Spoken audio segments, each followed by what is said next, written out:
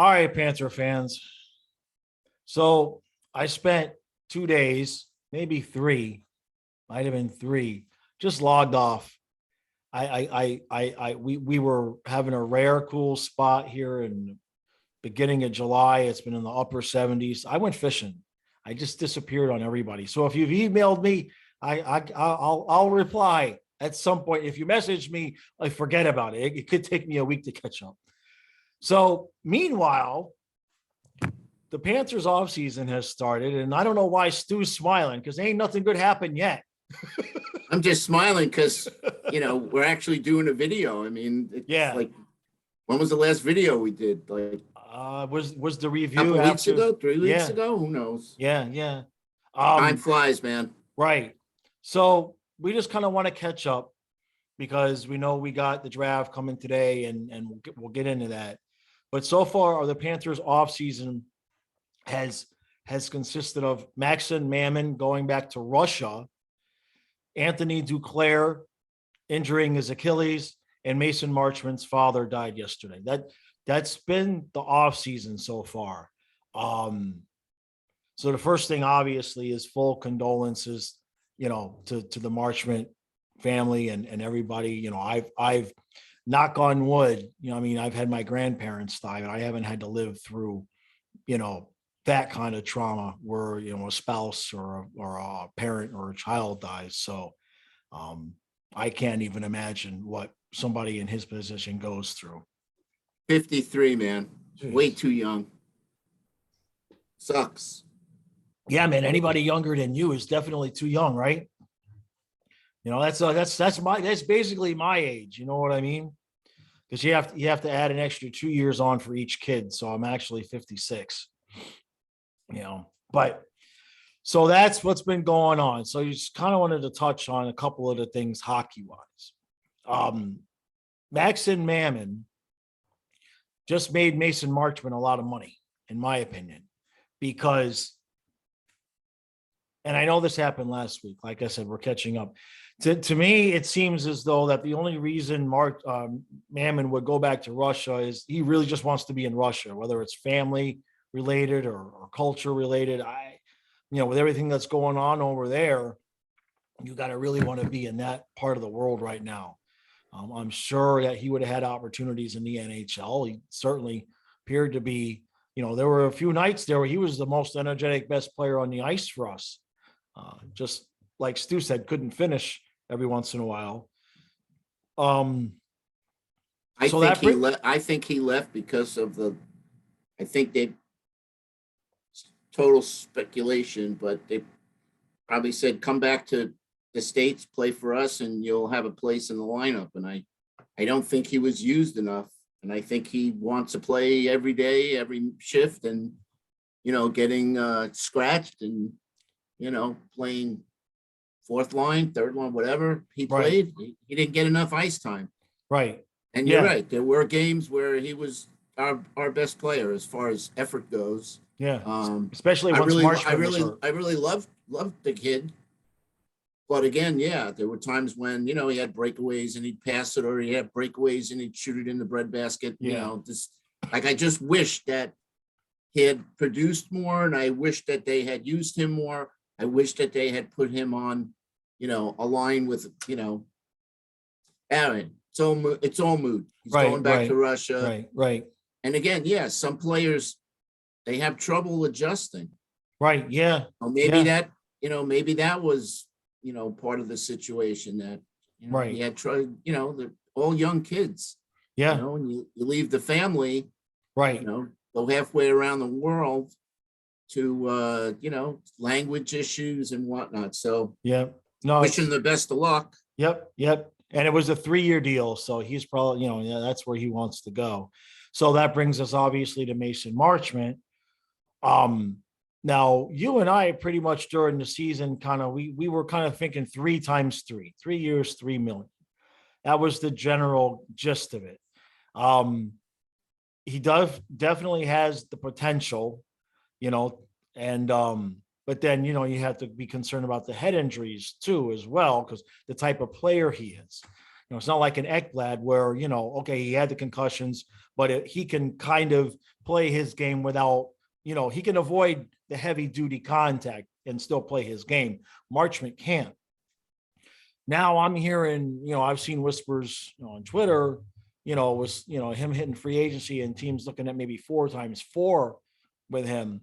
And that's a bit much. That's a bit much to think we're going to pay Marchment more than like a Duclair. You know what I mean? But his importance now it can't be understated, because now we lose Mammon. If you lose Marchment as well, to me,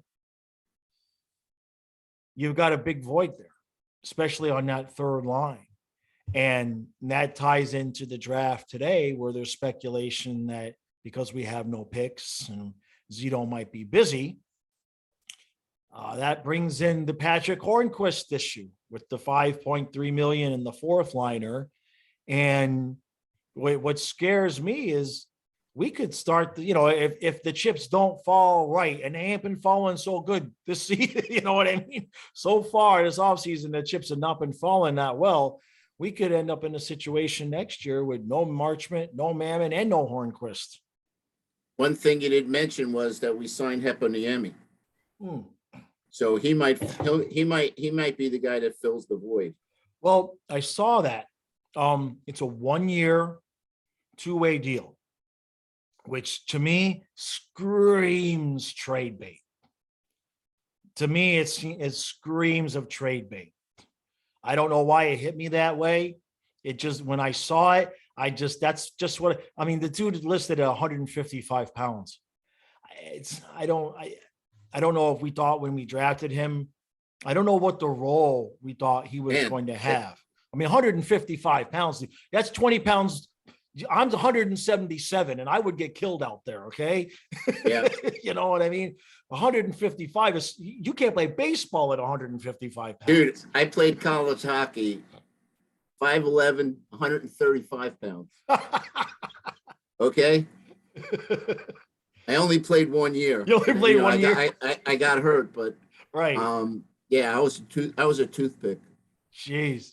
Yeah, that's skinny, bro. That's skinny. Whatever. 19 years old. But yeah. 155 pounds, man.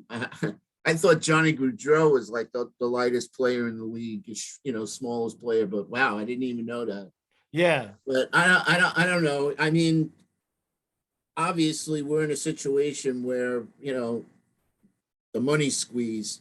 Right. I would hate to see us just dump players for cap space or whatever for draft picks. I agree. Because we need to stay in that win it now mentality. Right. The draft picks are going to take time to develop. We're in probably towards the bottom of the first round. We don't have any first round. So who knows what he's going to do. But I don't think we're going to get a superstar or star player. No. So let me ask you this question. If the decision is in your hands and you have to pick, you can sign Marchment, but it'll cost you Hornquist. What do you do? You resign your position? No, I'd have to think about that. My gut, probably more emotion than, head, is to keep Hornquist. Right. Just because I love the guy's leadership. Right. That we don't really have with Barkov. Again, right. To me, Hornquist is the underboss of the family. He's the de facto captain of the team. Right. So mixed in not in name only or whatever. He doesn't have the C, but to me, right. As far as leadership goes, he's the guy, and I still think we need to get over that hurdle that he couldn't even take us to the promised land. But I've been on record to extend him at a cheaper salary and And, with Maurice, now we've got a new coach. A new coach has full prerogative to pull that C off of Barkov and give it to Hornquist. Not going to happen. I know it's not going to happen. But he could have, I know. wanted to. But it's just it's you got to look at the optics. I know. Like, why? We all know the Panthers. A lot of times, unless Barkov gives it up voluntarily, and that I don't see that happening. I don't see that. I mean, Dustin Brown did it with Kopitar. Right. Gillies did it with Poffin, so it's not like it's not been done before. Right. But as far as Marchment goes, I'd love to keep him, but I'm worried at this point in time about the concussions and how that affected his play. Yeah. Because all it takes, God forbid, is one more shot. And yes, the way headshots are happening in the league, I mean, I don't see an end to it. It's unfortunate that guys are still going that route and hurting guys and having careers changed dramatically, right? Or even ended. Yeah, and it's not just the headshots. I mean, Trocheck never went back to being that wild maniac, throw caution to the wind style that he had before he crushed his ankle in the boards. It'll cause you to play the game a little bit differently. Now, mixed in with all of this, and this is where it's just like, can we take advantage of this? Can we find a way to make this work? Is the whole Duclair thing, because now LTIR, that $3 million. Now, if somehow Duclair could Kucherov next season, that's enough money to where we should at least be able to sign Marchment without getting rid of anybody, and then start making decisions on Giroux. But it's supposed to be, mid-season, 4 to 6 months. And again, just like with Marchment with the head injury, my concern with Duclair is he's not really, his game is that burst of speed. That's what he has. The nights where he doesn't use his speed, he's invisible. That's just how it goes. So my concern is with his injury, if we don't choose to use that LTIR season long, right? If we go into it saying, okay, he's going to be back in February, March, right? Granted, I understand the one argument, okay, it take him a little bit of time to play into shape and we want him to be good to go for the playoffs. Absolutely understand that. On the other hand, we're now at the situation where we could save a player. You know what I mean? If we were willing to have the last 3 months of the season or 2 months of the season without Duclair. Tough. It just made a tough offseason that much more difficult, and throwing into the mix, obviously, and we've talked about this, and this is where I want to get your opinion because I made the video on my own, is, we've got to have one or two of these young guys come up and make the team, and get, they're going to have to give somebody else the opportunity that they gave to Tippett.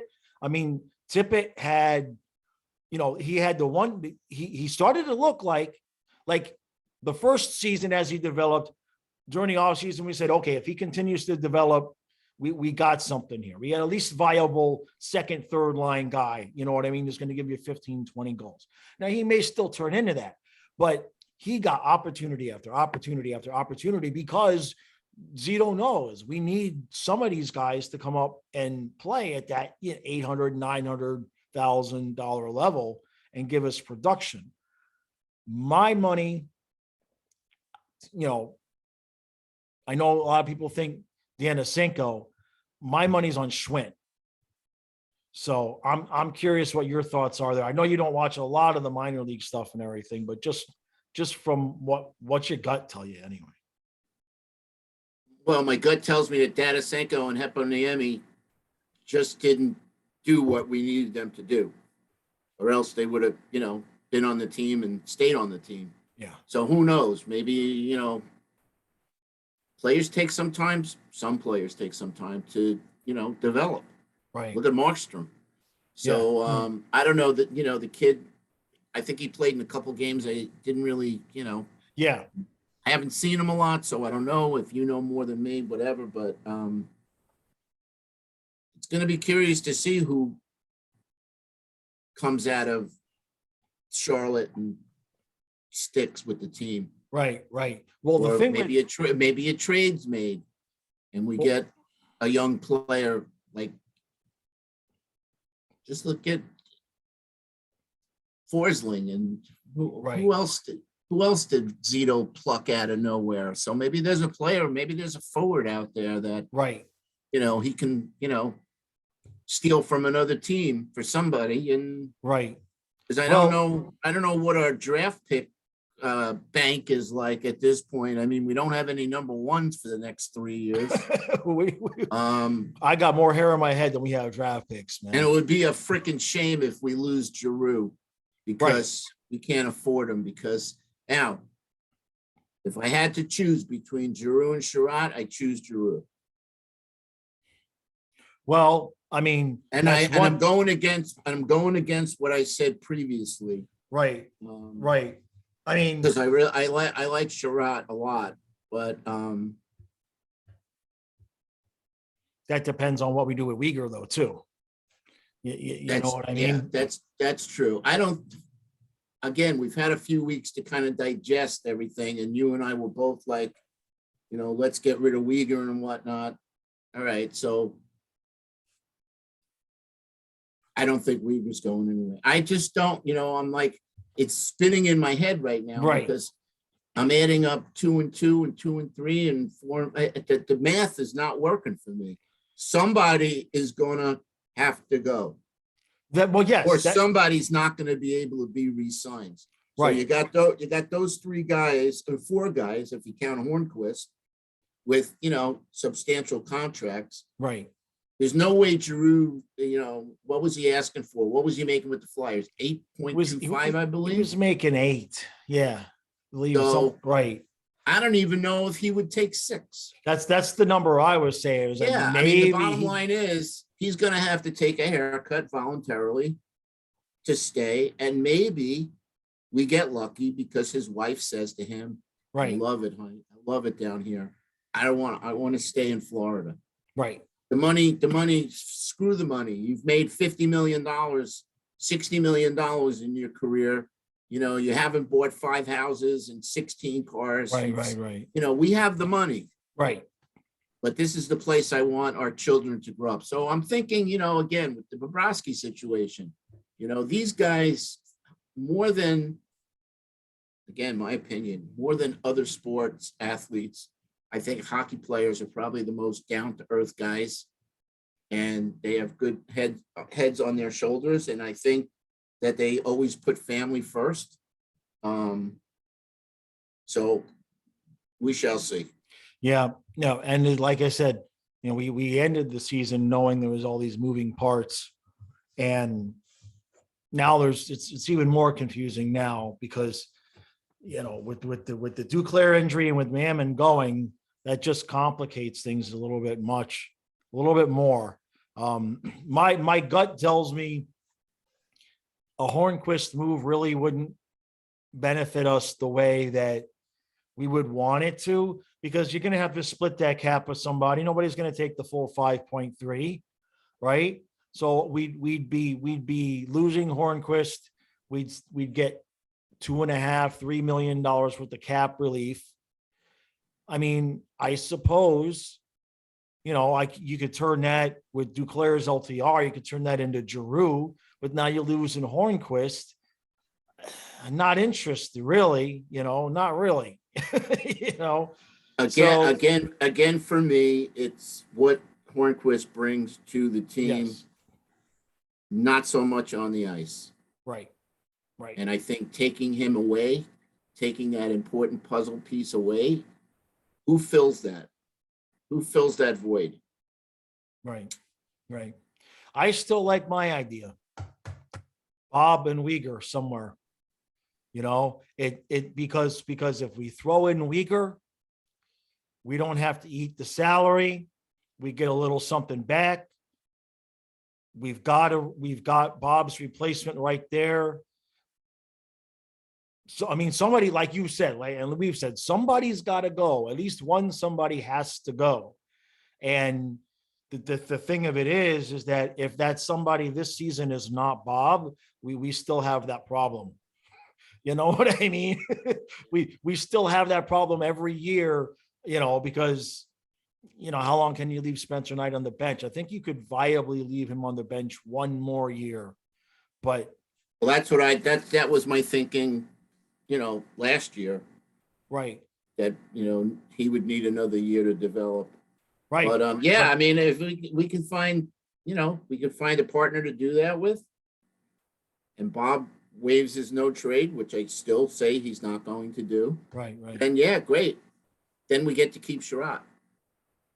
Then we got that Sherratt Ekblad lefty righty combo. Yeah. And then we got that Forsling Gudis. So, and then again, who's the we got Montour, and then we just have to find a. Well, we re-signed Kierstead too.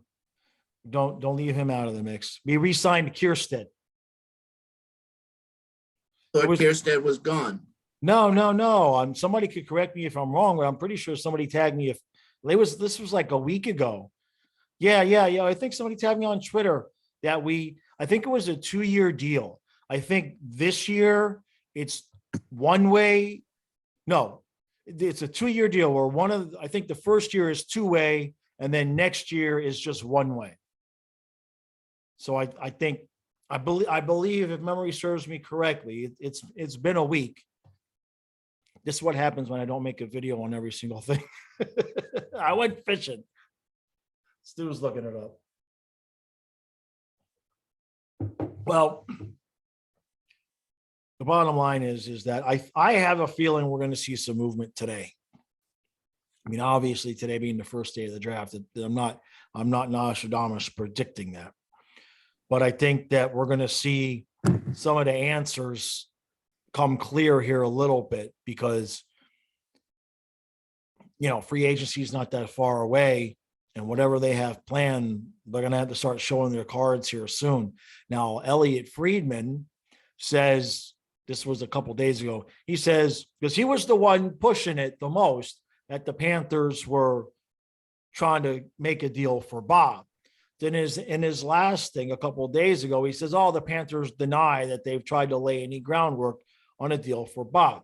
But that sounds to me like they did, and they got turned down, and they're not going to do it. And I have a feeling even if we were able to do a deal, we're going to eat half his salary. Right. There's no way anybody's paying him $10 million. Unless you throw in Uyghur. I'm just saying, I'm trying to make, It just really like such a dumb move when you consider who was available at the same time as Bob. You had Varlamov, you had there was a couple. It was Varlamov. Mazik, you had a whole bunch of Leonard was available as well. Robin Leonard, yeah. That we could have got for $4 or $5 million. Exactly. But again, that was, I think, a PR move. Well, it just, and I mean, we could go over it a million times. We had just drafted Spencer Knight the week before. So it's like we created this instant problem, and we've known for years we were in, and to be honest, to be clear to everybody that says Bob's never going to move, it's never going to happen. It's going to happen at some point. It's going to happen because the only alternative is leaving Spencer Knight as a backup for the next 4 years. That's not going to happen. No. At some point, Bob's going to get moved. That's why it's a topic of, constant topic of conversation. It's just a matter of finding the right partner, the right situation, and us being able to not have to take so much of the salary. Or as I said in, previous videos, Bob plays one more year and then we buy him out, because then I think it will be his 5th season out of the 7-year deal. Yeah. That's what I see happening. Jesus. I mean, again, if we're able to pull the deal off, great. Right. And, Uyghur's included, and maybe we get a player coming back. Great. Personally, I don't see it happening, but hey, wilder things have happened, Yeah. No, I know. where are you on the Duclair thing? You think we should let him come As back? far as Duclair goes, I got to look at the Huberdeau recovery and how he came back a better player. It's going to take a lot of work, and who knows if it's the same kind of injury and it's the tendon. I mean, we know Huberdeau's tendon was cut. I mean, we all right. saw it. This injury, we really don't know the specifics. And like somebody mentioned, if it was possibly something that had been bothering him already during the playoffs, and that's why he wasn't playing well, and Right. then he popped it, an injury from overuse is way different than what Huberdeau went through, because that means your body's already starting to say, hey, brother, the clock is ticking, So I mean,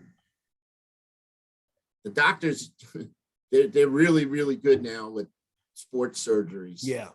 And I just think back, if Bobby Orr had the type of surgeries that these guys get today, back then, because he had 6 knee operations and his knees look like railroad tracks. Yeah, well, shit. Scar tissue, so listen, if Duclair heals good, rehab's good, works good, does all those things that Huberdeau did, he'll be fine. I hope you're right. Me too. Huberdeau's game wasn't speed. I will remain concerned about that burst, because you need to have the push off, you know what I mean, to have that burst. And if his tendon just popped on him from years of bursting, that it's a sticky situation. That's why it's important not to rush him back, and they're not going to rush him back, especially given the fact that we have this cap situation. Yeah. And we could use his, LTIR. So right. Well, hey, I mean, to your point about, how the surgeries used to be, Marino popped his Achilles in October, I believe it was. I believe we had only played like 4 games or 5 games or something. And when he came back the following September, this is 11 months later, he had a limp. Like, he looked like he just sprained his ankle the night before. He was out there like on one leg, and that had been 11 months. So just to your point about how quickly these guys can come back now, between the surgery and the sports nutrition and them knowing what to do. So don't get me wrong. I hope he comes back 100% the first game of the playoffs. Let him practice. Just let him skate it around the rink as fast as he can through February, March, and April, and however long that is in April that we're playing. And just because that $3 million that's a freaking player for us right now. There's no way around it. Yeah. It is, if it's just a player, there's just no way around it. It could save us. Somebody now. Again, I don't know if someone could put on the comments what picks we have. We might have a 4th or 5th or 6th round. Who knows? If we could just miracle of miracles, we could find a good player that is kind of ready. Maybe not this year, next year, whatever. But it would be amazing if we could, like, in the small amount of draft picks that we have, if we could like hit the lottery and find a kid, right? Like a diamond in the woodwork. That would just be so awesome. I don't know. I've not really done a lot of research on this year's draft. I don't know if there's any, Connor McDavid's or, Ekblads or, McKinnon's. I don't know if there are any like superstar players in the top 3. It's going to be interesting. Again, with comments, maybe you guys could help me out. Obviously I'm going to watch it, but I do think Zito's going to do something. I don't know if it's going to be a bombshell blockbuster thing, but I do see something happening. Well, they, in George's article, he said that Zito has been in touch with, speaking with Huberdeau's agent and Uyghur's agent. There's no money for Uyghur unless we get rid of Bobrovsky. Let's just just cross that out unless Bobrovsky or Hornquist. I mean, I guess the Hornquist money, the Uyghur would be an extension. So no, there's no money for Uyghur. Uyghur's just gonna he's without a looking for player. He's looking for the big payday. All power to him. Right? No, he should. I don't think that guy is worth $6 million. You don't think he's worth $6? He's going to ask for more. What? You don't think he's worth $6, or you do think he's worth $6? I mean, Ekblad's 7.5. When I did research on what I felt were statistically similar defensemen, 6.5 seemed to be the number that I kind of thought he'd get. But, you know, he may be, we don't know how, you know, what his mindset is. We don't know what his agent's mindset is. We don't know if Uyghur has told him, take whatever I have to get to stay a Panther, or if Uyghur has said, I want to get paid, because he's not a young guy. You know what I mean? He wants to get paid. I mean, right. You know, listen. And I don't blame him. they all want to, I would assume, but you can never assume. Right. That they all want to stay down in, you know, in South Florida. It's like, why right. would you want to leave? Right. So, but you also got to think, you know, about career, and anything can happen where, God forbid, again, there's an injury and your career is over. So, you know, you take the money. I'm thinking 5.5. Right.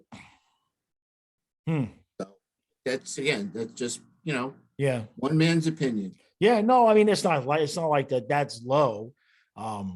It just, I just think he's just been overhyped, man. He's not as good as, you know, he's not as good as some people think. He definitely could use some increase in his offensive production. Yes. You know, at least with Ekblad, man, you're getting goals and assists. Right.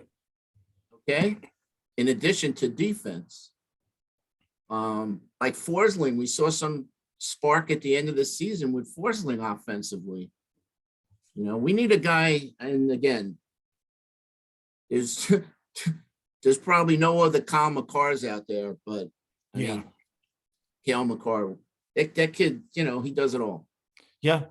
You know, but he's probably worth an $8 million contract.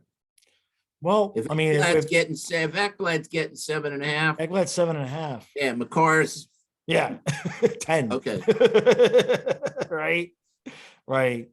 Well, we kind of wanted to just catch up and touch on a few things. Is there anything that happened? I know we know the schedule came out. The only thing I can say about the schedule right now is that I have further proof that the league watches my videos and purposefully screws with me. I have further proof. Now, every year, there's that 1 week, there's that one game, one weekend out of the year where the Dolphins and Panthers play at the same time. I make a big deal that I'm starting the Dolphins channel back up. I'm going to be doing both sports, 5 games, including they had to make one of them or both of them play on a friggin' Saturday. They moved one of the later Dolphin games to a Saturday specifically just to see how blind they can get me trying to do both games on the same day. And to prove my point even more, the times of the games are scheduled so that I don't have an excuse. I can do it. I can pull off the full Panther thing with the recap at the end and then go right into the Dolphin game. It's not like there's going to be cross-pollination. I had 5 freaking times. I'm beside myself. So I don't know how I'm going to do it, but I said I was going to do it. Now I got to do it. So the one thing I want to see now, looking at the schedule, which, by the way, we open against the Islanders in Long Island on the 13th, and then we play Buffalo and then Boston. Our home openers on the 19th against Philly. But looking at the traditional Christmas, New Year, Montreal situation. Right. The last game before Christmas is the 23rd in Long Island. Nothing on Christmas. And then we have that Montreal game on the 29th. And then we go to Carolina on the 30th. And then we're home with the Rangers on New Year's. Yeah. And one of the Dolphin game, one of the Dolphin games is New Year's as well. So I better not do anything for New Year's Eve. But So yeah. anyway, that's that. I mean, Yeah, I think they said our longest road trip of the year is, I think it was like right before that home break and Christmas, and it was just 6 games. So that, I haven't looked at it in depth, but that doesn't sound so bad. You know what I mean?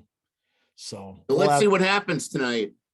Yeah, I'm not, for anybody's ask, I'm not going to do a live stream or anything like that.